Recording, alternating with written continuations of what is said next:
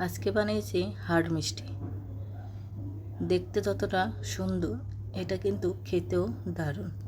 এত সুন্দর cute hard মিষ্টি কীভাবে বানাইলাম দেখতে হলে আমার সাথে পুরো ভিডিওটি থাকেন। আসসালামু আলাইকুম, বৃষ্টি ব্লগ অ্যান্ড রেসিপি থেকে আমি বৃষ্টি বলছি। সবাই কেমন আছেন? আশা করি নিশ্চয়ই ভালো আছেন। আমি আলহামদুলিল্লাহ ভালো আছি। আজকে আমি অসুস্থ, কণ্ঠ শুনেই বুঝতে পারবেন আমি অসুস্থ, কণ্ঠটা কেমন জানি। তো সবার কাছে ক্ষমা চেয়ে নিচ্ছি। নিঃশ্বাসটা বন্ধ হয়ে আসতেছে। সবাই কষ্ট করে আজকের ভিডিওটা দেখে নেবেন প্লিজ। তো আজকে বানাবো হার্ড মিষ্টি। এর জন্য এখানে 1 কেজি দুধের ছানা নিয়েছি। ছানাটা সবাই কাটতে পারেন, এর জন্য ছানা নেওয়ার দুধের ছানা কাটার ভিডিওটা আপনাদের সাথে শেয়ার করিনি। ভিডিওটা অনেক বড় হয়ে যাবে এর জন্য।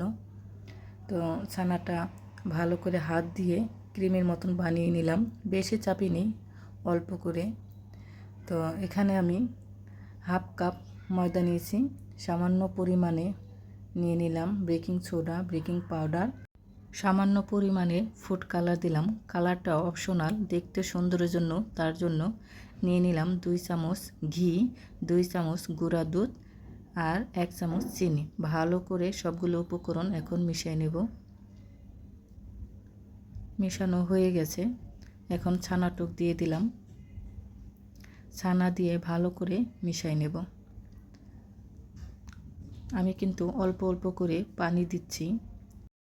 আলতো হাতে নেড়ে চেড়ে একটা রুটির খামির মতন করব, বেশি চাপাচাপি করব না। এখন হাত দিয়ে ভালো করে চেপে চেপে গোল করে নিয়ে এই যে হয়ে গেল একটা হার্ড।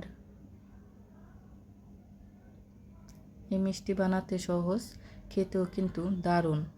এইভাবে করে আমি সবগুলো মিষ্টিগুলো বানিয়ে নেব। দেখেন কত সুন্দর করে কেটে যাচ্ছে। মেহমান আসলে, নতুন অতিথি আসলে এরকমভাবে মিষ্টি বানিয়ে তাদের সামনে দিলে তারা অনেক খুশি হবে। দেখতেও সুন্দর আর খেতেও কিন্তু দারুণ মজা। ছানার মিষ্টি এগুলো তো এমনিতেই খেতে খুব ভালো লাগে। যেখানে একটু ফাটা ফাটা থাকবে ওখানে হাত দিয়ে ভালো করে মিশিয়ে নিতে হবে, তাহলে কিন্তু মিষ্টিগুলো ফেটে যাবে। হয়তো আমি হাত দিয়ে চেপে চেপে আটকে দিচ্ছি। এই শেষের হাড়টা আমি হাত দিয়ে বানাইছি। এখন আমি এগুলি ভাজবো। কড়াইটা গরম করেছি, তারপর পরিমাণ মতন তেল দিয়ে চুলা রাস্তার লোতে রেখে ভাজতে হবে। উল্টায় পাল্টায় সব দিকে যেন হয়। এখন এক এক করে উঠাই নিব। সবগুলো মিষ্টি ভাজা হয়ে গেছে। এখানে আমি 1 কাপ চিনি দিয়েছি আর 2.5 কাপ পানি দিয়েছি। এখানে আমি লাল চিনিটা দিয়েছি, তার জন্য লাল দেখা যাচ্ছে। দিয়ে দিলাম একটা এলাচ। মিষ্টির মধ্যে এলাচের ঘ্রাণটা কিন্তু খুব ভালো লাগে। আর আপনাদের যদি ভালো না লাগে না দিতে পারেন। এখন আমি 5 মিনিট ফুটাই নেব। 5 মিনিট ফুটিয়ে তারপর ঢাকনা দিয়ে ঢেকে দেব। 2 ঘন্টা পরে ফিরে আসতেছি। মিষ্টিটা মোটামুটি ঠান্ডা হয়েছে। আরও কিছুক্ষণ ঠান্ডা হলে এই মিষ্টি খেতে কিন্তু খুব ভালো লাগে। এই মিষ্টিটা ফ্রিজে রেখে বের করে খেতে কিন্তু খুব ভালো লাগবে। দেখেন হয়ে গেল হার্ড মিষ্টি।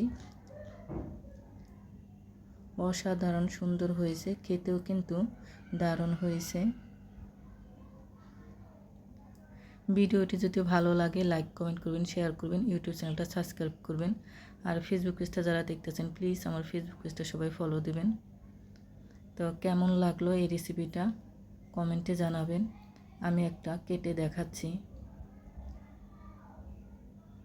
কতটা সফট হয়েছে, সেটা দেখলেই বোঝা যাচ্ছে। আর দেখেন কেটে দেখাচ্ছি ভেতরটা কত সুন্দর, দেখেন রসে ভরপুর। তো সবাই ভালো থাকবেন, সুস্থ থাকবেন। আল্লাহ হাফেজ।